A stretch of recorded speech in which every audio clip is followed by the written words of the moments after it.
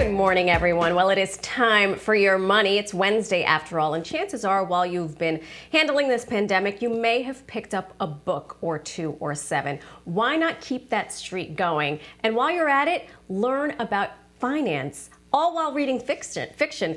Joining us right now to suss us through all of this is Bobbi Rebell. She's a personal finance expert at Tally. Good morning, Bobbi. How are you? Good morning, Marisol. I love that the books that you have on your list are not self-help books, not that I'm opposed to self-help books, but that they're actually fiction. So the first book you have, I love it already. I can't wait to read it because it's for those of us who love Ozark. It's about a money scandal. Tell us about it. Exactly. So this book was written by Christina Alger, who is, by the way, a New Yorker, and she's a former financial analyst. And she was inspired by a big money scandal called the Panama Papers that happened about 5 years ago. It was uncovered by some journalists. There's a lot of espionage. There's a lot of really rich people doing really bad things. And let's just say it starts with a very mysterious death and goes from there. It is a thriller everyone will love. It's one of my favorite books. Oh my gosh, okay. I'm putting that on my list. The second one you have is it's called The Money Tree, so it's for creative ways to make money, and it's actually fiction, is that right?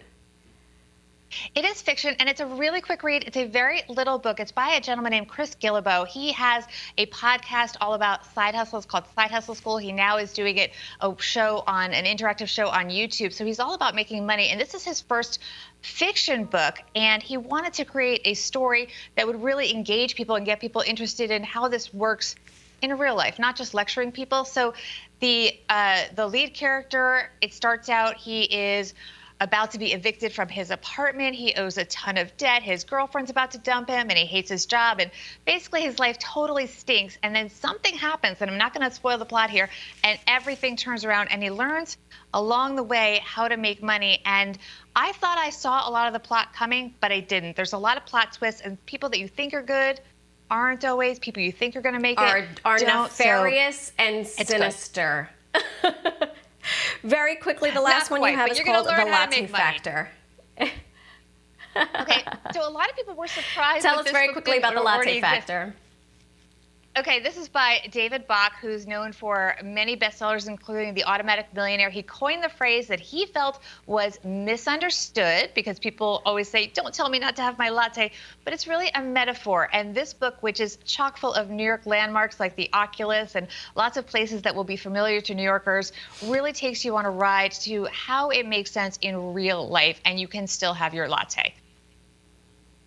I love it. Bobbi Rebell, thank you so much helping us bridge the gap between finances and fiction, although sometimes that happens to people in their everyday lives.